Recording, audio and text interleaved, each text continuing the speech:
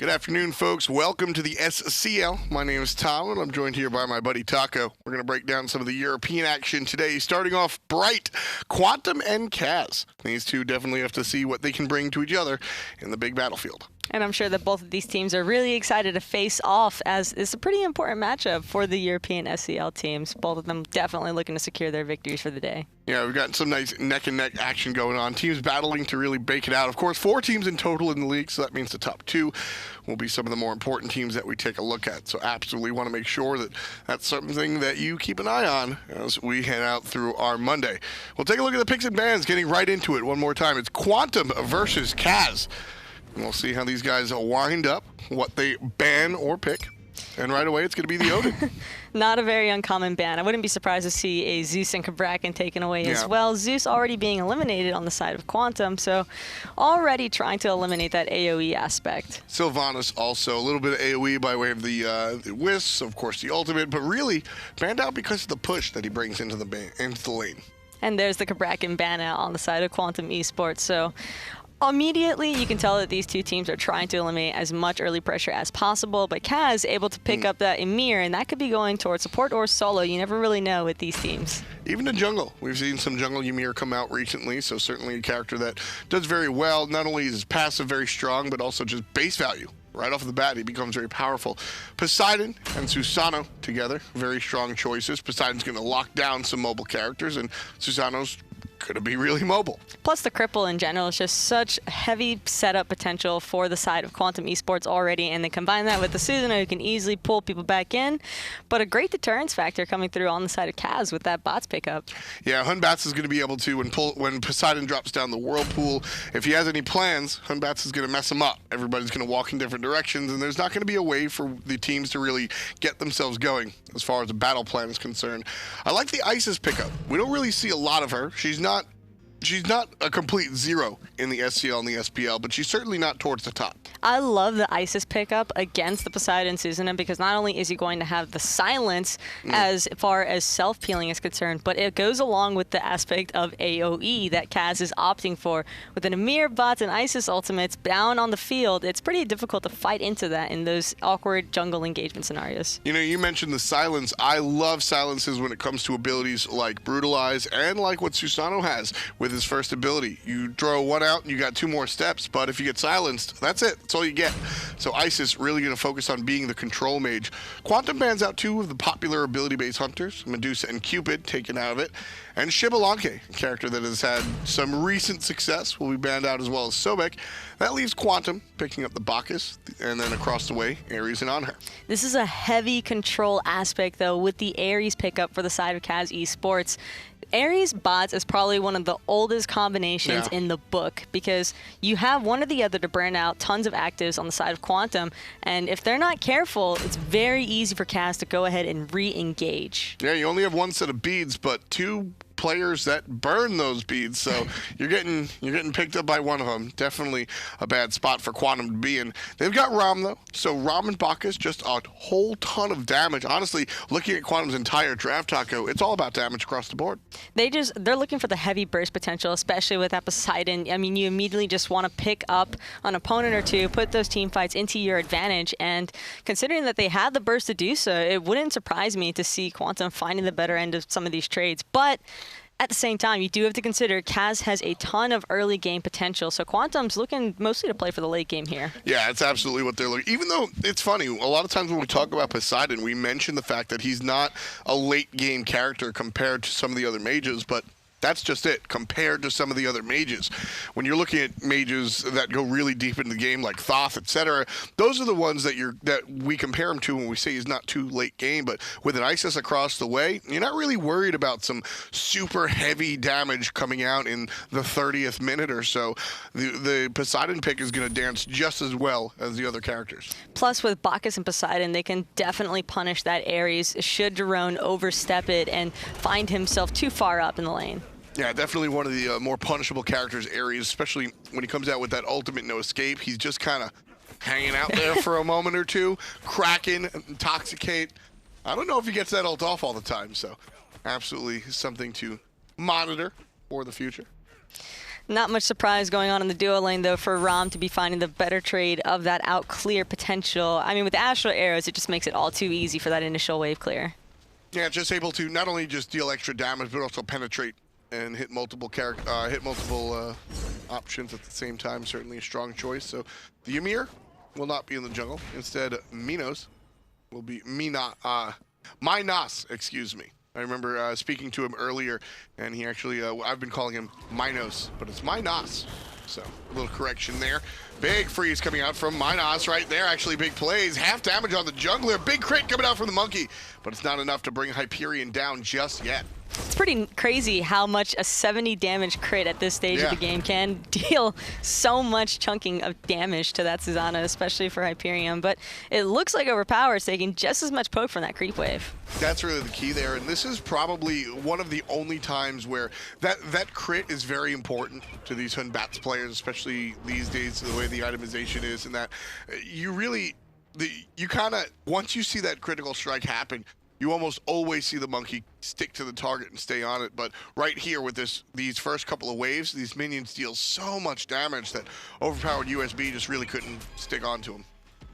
And it's also pretty standard play from both of these teams, just electing to go for their own buffs in the jungle rather than trying to look for any sort of invades. But Hyperion's looking to put a little bit of pressure onto Minos here in the solo lane and taking a decent chunk of health, but he'll be just fine going back underneath this tower. The naturally tanky Ymir, one of the more robust characters when it comes to base stats regarding defensives. And then, of course, the defensive pickup right away.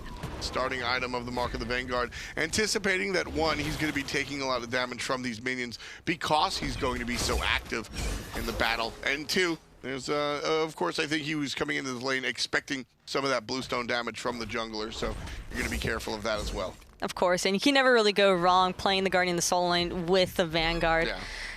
And Hyperionnn just out of range of the Spirit Ball from Elexum, but they're electing to give up the Elemental, or at least the big one, so that's kind of a win in CAZ's book.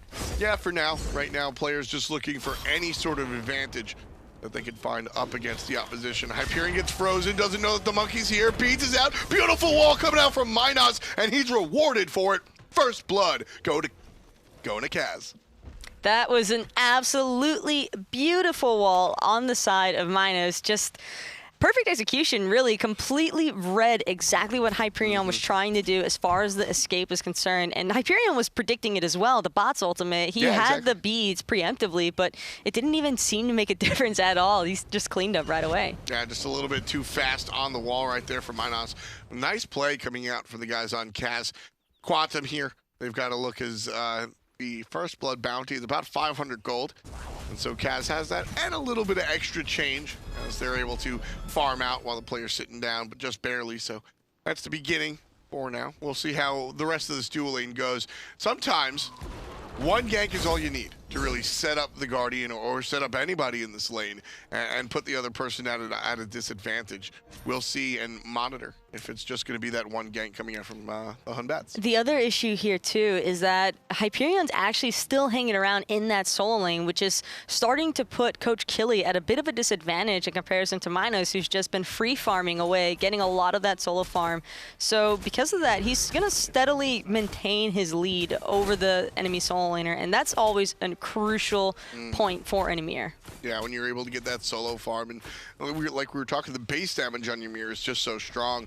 He's got those penetration boots, which is kind of all he really needs a lot of times. Sometimes you'll see the Void Stone come out, or some other cheeky items, but in general, from here, expect to see a lot of tank items, but still bring the damage, because that's what Ymir does. And for CAZ to have Elemental's control so early on, it's going to be really difficult for Quantum to find a ton of solo farm on their side of the jungle. They're most likely just going to have to do their best to defend their buffs, if anything.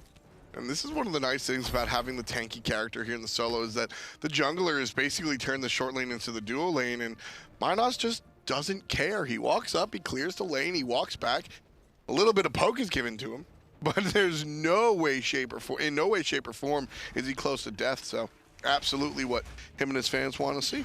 And it's really convenient for Overpowered as well, because as a bot, you don't really want to have to be too concerned about ganking your solo lane. You just want to be confident that your teammate's going to be safe the entire time. Like we've seen Mina's perfectly handling the situation, and now that's going to give Overpowered so much freedom to just roam that mid dual lane side. And so Joeey's got to be a little bit more careful along with Sirduckbot there in the mid lane. Another beautiful wall that we just saw. The first one was offensive, this one was defensive. Drops the wall, anticipating the pull from Susano, gets it right in time, and he gets pulled into, well, his own wall. Very smart read coming out from Minos there to prevent what could have been a bad situation. And then, like I said earlier, I think you just touched on it before, was that the fact that this does seem to be a one gank solo lane. Sometimes you just need to show up, put the other guy down once, and then the rest your teammate can handle. Here, in the long lane, haven't really mentioned it. Dobson just zoning out, looking for last hits, trying to deny all of the golden experience from Joeeey across the way.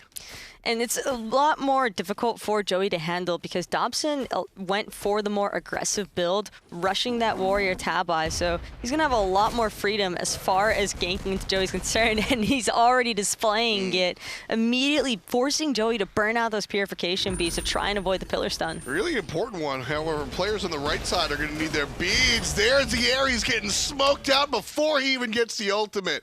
That's going to be the problem for our Guardian Jeron over here, is just the fact that Ares can wind up just blown up. It's an unfortunate circumstance anytime you're trying to solo engage as an Ares. There's a little bit of bad pathing on the side of Jeron's end as well. He needs to be a little bit more cognizant of where exactly Quantum is on the map, because one Kraken is all it really takes to burst him down to kill threshold. I mean, that's exactly, that's what we just saw. One Kraken came out, then somebody looked at him the wrong way and he fell over. Nothing really came of it. And Jeron, you can see, not even able to get the ultimate off. Level 8, so it was certainly available, but just not quick enough. Even if he hits the button, he's still sitting there for a couple of seconds with his hand in the air, just kind of waiting to kind of get eaten. And that's what we see. 1-1 so far, couple of minutes short of 10 on the clock. And CAZ eSports off to about 500,000 gold lead, so pretty much just about a first blood bounty. Nothing really extra coming out from these guys, and at the moment, I think that's what to expect. Even though we see a decently early game coming out from CAZ, I don't think we're going to see pre-10 minutes, but very quickly after 10 minutes taco, I think we're going to see some plays towards the Gold Fury. But that one pick onto Jeron was already so fundamental for Quantum, because not only were they able to secure the Oracle vision, but that also overlaps into the dual lane side, giving Joeeey so much more freedom. But now it looks like tables could be turning. And there's Jeron getting smoked out. Look at the rotation from Joeeey. Halfway there, pops down the ultimate out of Rama, and Duckbot able to seal the deal. The second kill for Quantum is going to be the second death for the Ares player, Jeron. That time, he looked like he was in a better spot, but just not coming up clean. There just wasn't enough damage yet for the side of CAZ, and now Overpowered could be in trouble as well, and it looks like Hyperion's going to clean him up just fine. Big stun coming out across the way from Elexum, however. Not going to stun Hyperionnn under the tower long enough to take enough damage to really wind up being a kill, but still an effective one. 3 kills now for Quantum, and very clean. Very happy is Jeron across the way. He's not all 3. He's 2 out of 3. The third one comes by way of the jungler. Burning out the beads, though, for Overpowered is so important, because now it's going to be really difficult for him to try and get into the face of this Poseidon pick. If he gets trapped in one of those cripples, I mean, Bacchus flops are already starting to do a significant amount of damage, so I can't even imagine if he spends more than a couple of seconds inside of a whirlpool. So really what it comes down to here is that Quantum, is their draft just ready to beat up the Ares? Are we ever going to see Jeron do something worthwhile?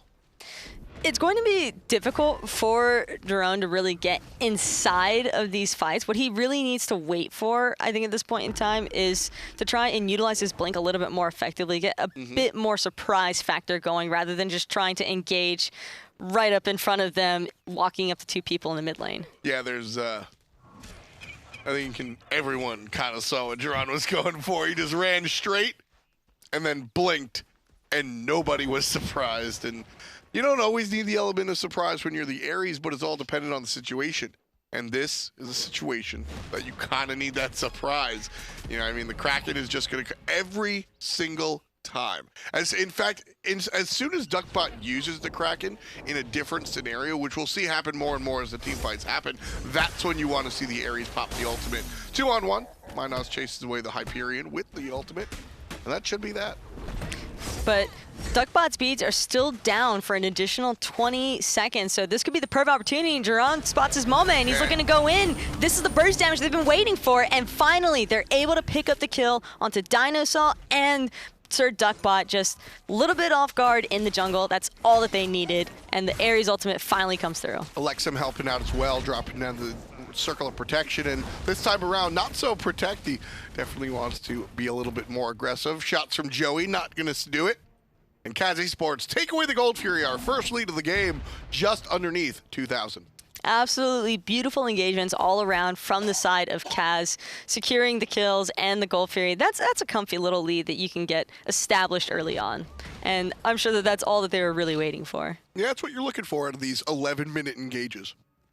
Just a nice quick take you down and then take down an objective. A lot of times it doesn't have to be the end-all be-all, but what you're looking for is just that first footstep.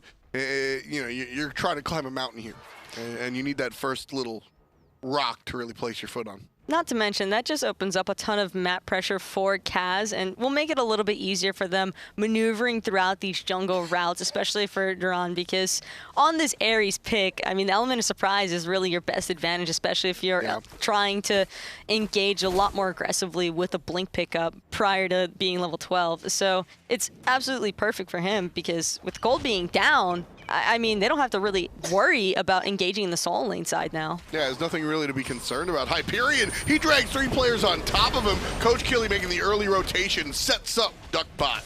Number 4 Quantum, barely getting out of there until Overpowered finds the kill with the bouncing ball. Still in trouble is the jungler on the side of CAZ. Nice freeze from Minos, that saves his jungler's life. Big wall, big ultimate. Sirduckbot could go down, and he will. Nice play out of the Ymir, who's had a fantastic game all day. And now, Joeeey's actually going to take a spill himself, playing just a little bit too aggressively, running up into Minos. Oh, and, Coach Killy. Oh, God. There goes Killy as well. Just running next to the Ares. There's just no way to get out of that engagement. It looked like it was going to go so heavily into Quantum's favor, but Overpowered just squeaking by with the last of his HP. The Hunter falling down because he didn't have that Rama ultimate to use to his advantage since he had burned it. It just now came up, and that's just unfortunate all around. All Minos for me. That was completely a mere play. You see the monkey come through, and then all of a sudden, big freeze, the wall goes up, ultimate down. That takes Sirduckbot out of the team fight immediately. And that means OverPoweredUSB can come back in, really start some damage, and really just set up by Minos. And that's, you know what? One hand washes the other, okay? OverPoweredUSB set Minos up for that kill over there on the right side, right to begin with, and then left and said, listen, Ymir, you got to do it from here, all right? Just take it. It's all you. I set you up, and then Overpowered's run. I'm in trouble. I'm in trouble. I'm in trouble. Minos shows up. Listen, man, I took care of you now. We're even. Don't come to me anymore. I'm not rotating. But Dobson, he is pretty massive at this point in time. 3-0-2 already, a 2-level lead pretty much over Joeeey, who just hit level 14, but now Dobson actually just level 16, so the 2-level lead is still established. And with the Ickful kin size coming through on his build, that is exactly what you want to see when you establish such an early lead for yourself. It's one of my favorite builds on Anhur. The Transcendence on her. Like, look, listen, right now there's a number of different ways to go ahead about playing your hunters, and only one way to take down that player. Minos one more time. Big wall gets jumped over by Coach Killy. But so Transcendence on her and everything, there are a number of different ways to play these characters, and it's all situational as Dobson goes down and takes down the tower. But this is one of my favorite builds for Anhur. The passive works out with Ichaival very nicely. It has a nice power curve with the Ichaival right away, and like you said, if you're able to pick up an early Gold Fury and get some extra farm, yeah, build that Chinsai right after some attack speed. The biggest preference for this is the fact that Joeeey elected to go for Devo gloves right off the bat. He rushed that item. So without boots, he had a lot lower maneuverability than Dobson. So Dobson can just freely aggress into him and constantly be outrunning him. And so when you combine that with the Ickful and the Kins, it's so much burst damage that Dobson doesn't have the sustain at this point in time to really deal with. Which is interesting because the Chinsai is actually, that's the sustained option. when you're going the Transcendence build. That's your burst build, right? That's the one that you're looking for. Impale, 2 basics, and an ultimate, and they're dead. That's that burst build. The Chinsai is supposed to be the extended damage build, but when you're 2 levels, 3 levels above the other guy, everything's burst. Dobson doesn't seem to really have a whole lot of concern for sustain, though. Kind of going to be banking on Elexum at this point in time, as I'm pretty sure he'll be building that item into a Hasten Fatalis pretty soon. It's likely. Hyperionnn trying to shade over to the right side, gets chased away by our Ares player. Quantum, on the other hand, lightly defending the tower. I don't think CAZ eSports were really planning on doing much of anything, but if nobody showed up, I'm sure they'd take a couple of pot shots. The Ares Flames weren't looking too intimidating beforehand when Jeron was just getting bursted down pretty quickly in the mid lane, but now they're starting to tick away pretty heavily at the health for these squishy characters on the side of Quantum, so they're certainly going to have to be looking out for that. Very important that CAZ was able to turn things around early on, because an Ares behind doesn't really do anything. He's got a cripple, but really, when those chains come out, the CC is less about the cripple and more about the damage. You're being crowd controlled because your life bar is too low to actually fight, and that's the big deal. And if you're behind, well, the damage just isn't there. So you're not too concerned about the Ares player. Very important that his team caught up, and Coach Killy is getting aggressive there in a very curious spot, but Minos really has the number here in the solo lane. Minos doesn't even seem to care all too much about that T1 tower in the solo lane. It'll probably be falling really soon as well, because he's got so much power and just he's absolutely destroying Coach Killy right now. Exactly. There's the ultimate circle of protection coming down. A couple of more come out, but it's going to be CAZ eSports that take down the Gold Fury. Number 2. Nice ultimate out of Duckbot, but players spread out and miss, and OverPoweredUSB is the one that gets the kill. He falls down. Hyperionnn with credit, and despite Joeeey's best efforts, he gets nothing. So it's a 1-for-1, but CAZ wind up the better because of the fact that they also got a Gold Fury. Quantum mid lane, can they get the tower? And every single time, I'm sure that CAZ will happily take that trade, even though it could potentially put their jungler to a slight disadvantage, but buffs on their side of the map are only just now about to spawn, so Quantum can't necessarily rush immediately to that point in time. And now they check, they saw, they don't really have a whole lot of engaged commitment at this point. Yeah, there's just not a lot of options coming out from Quantum as CAZ eSports push their lead even further. Now 18 into it. It's 9-5, and it's 5,200 gold in the lead for CAZ. The Oracle started up by Joeeey. Not going to be finished. In fact, it's going to be Dobson chasing him down. Aegis already used 1, 2, and he's gone. 10 in total. CAZ eSports looking hot. 7 of those kills we've seen our Hunter be a part of. 4 of them, he's put the last hit. And CAZ eSports is Hunter. You said it. Dobson is humongous. And there's absolutely nothing that Joeeey can do about it. Even forced to use his Aegis there, and it made 0 difference in how that trade went. Just it's hard to juke out somebody chasing you down with Fatalis. Hyperionnn does have to get chased away, and he winds up using his beads. Big play right there. Dobson, big play in the mid lane, forces out the Aegis out of the mid lane mage. And the ultimate from Overpowered just a little short.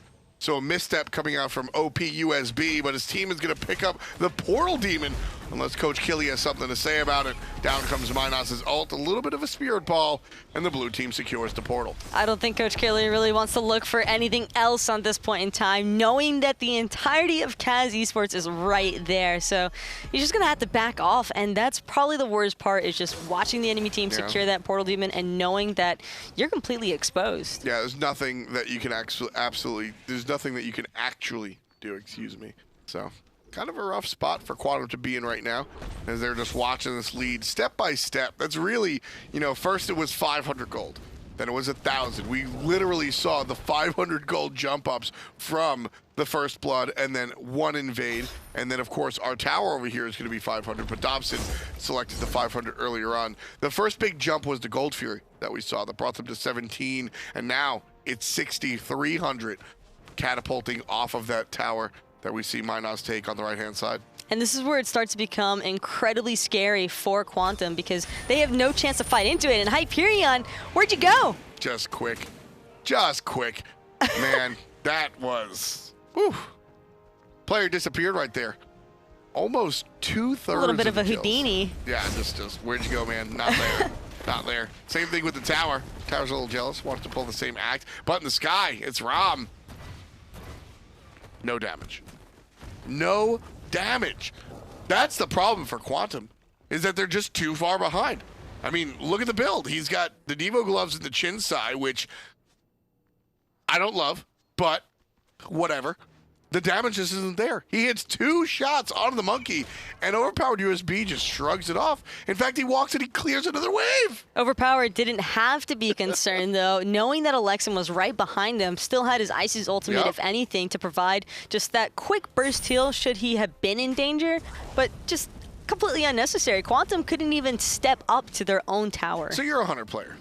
And I want to break down some builds right here as we wait for teams to really find their next spot.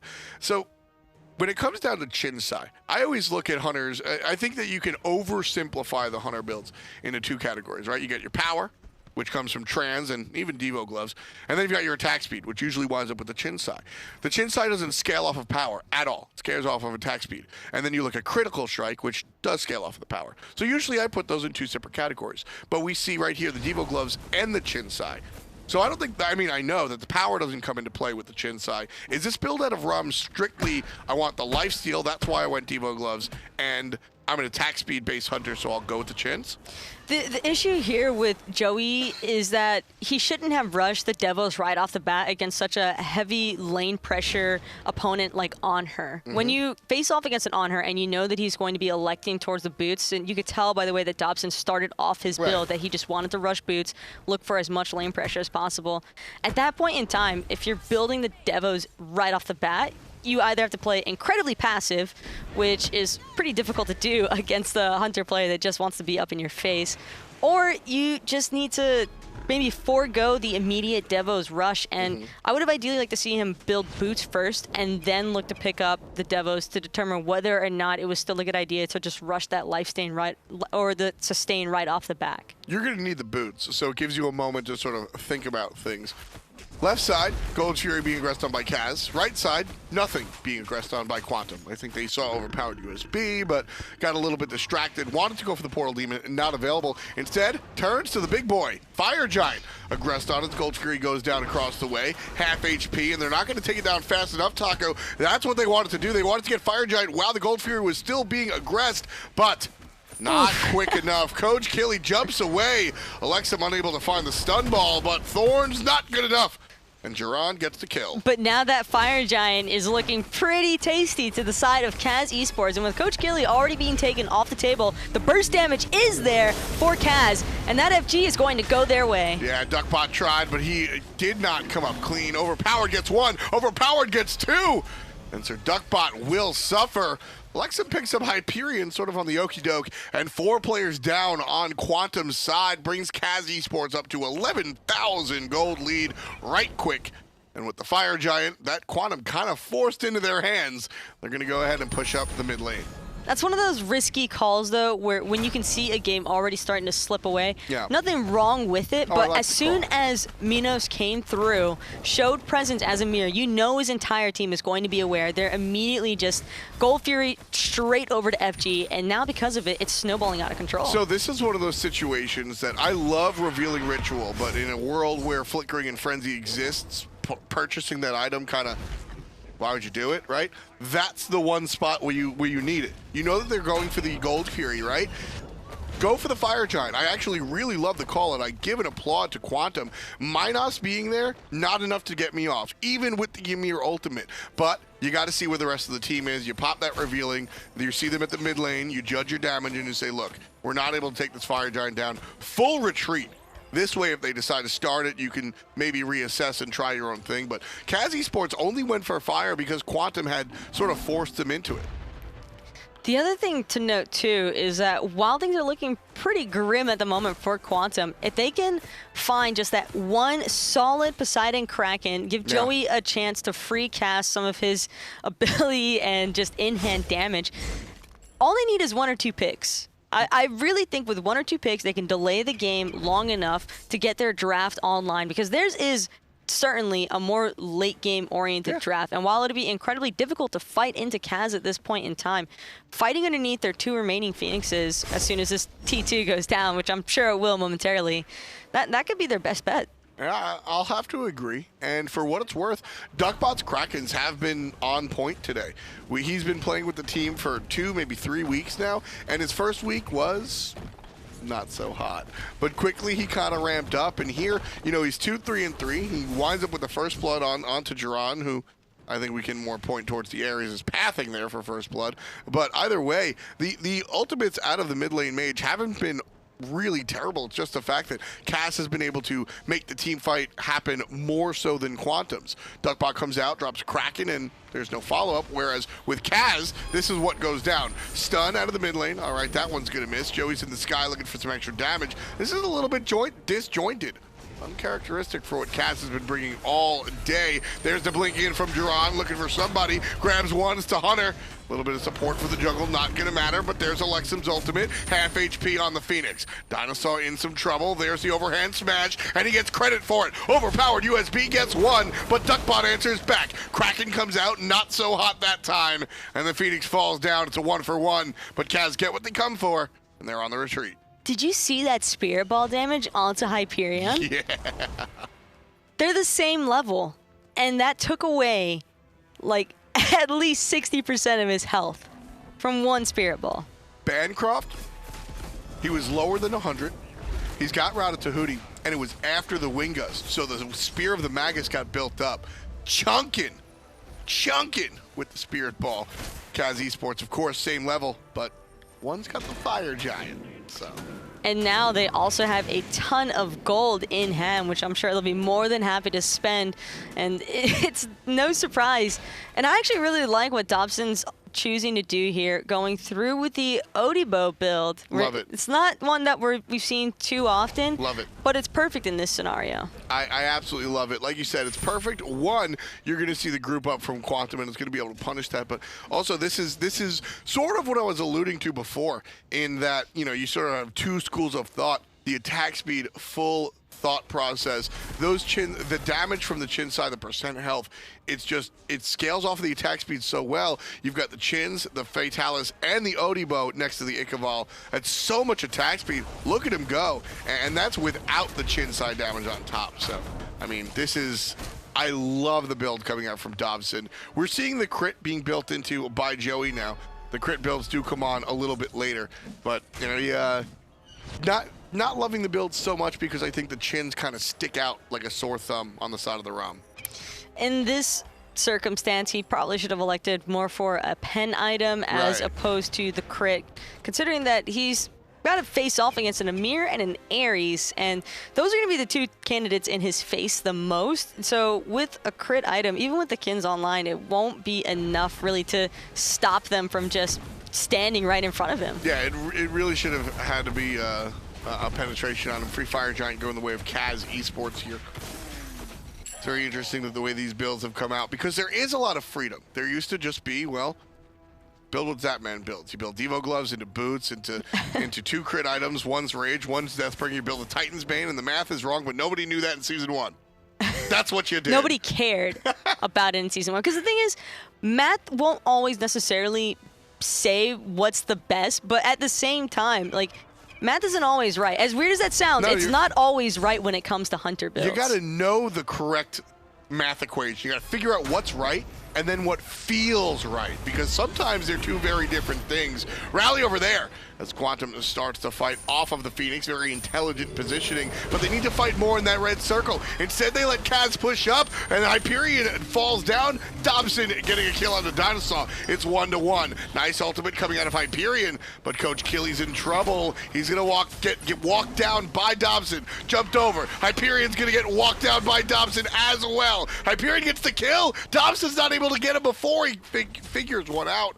And Jeron finishes one as well. 2 for 3 at the moment. Phoenix goes down for the count.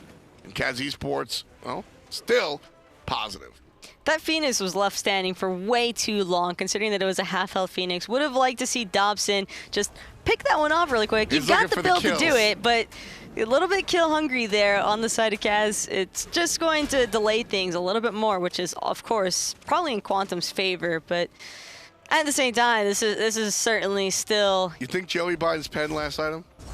Pen last item? If you're going to build the Wind Demon... So let's agree... You should commit. Let's agree off the bat.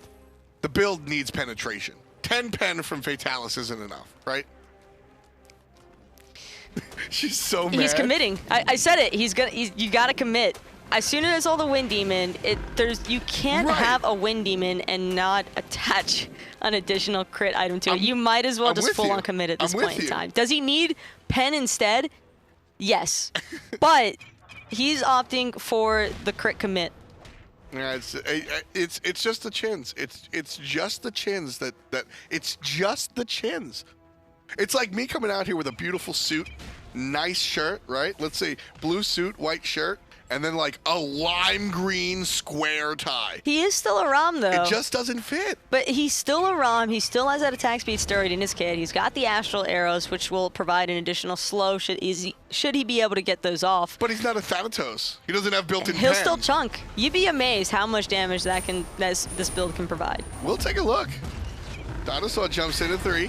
Does some damage. Joeeey not doing too much. It's Sirduckbot. Great ultimate that time around, but Elexum's able to just heal his team up. Hyperionnn on the offensive. Love what this jungler has been able to do. Takes down the mage. Dobson tosses the long-range ultimate, and Hyperionnn falls to the Guardian. Joeeey in the back end, not showing the damage. Just gets chunked out by himself. It's hard to put damage onto an Aegis target, but it's not hard to put damage onto DineOhSaw, who gets trapped into the corner there perfectly by CAZ eSports. And now this Phoenix should be able to go down no problem.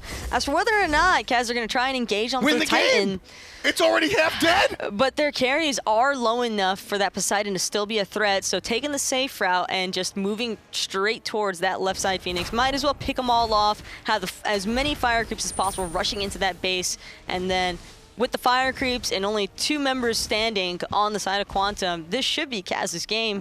What'd you have for lunch today? Why are you so nice? And You've now, been so nice to this team.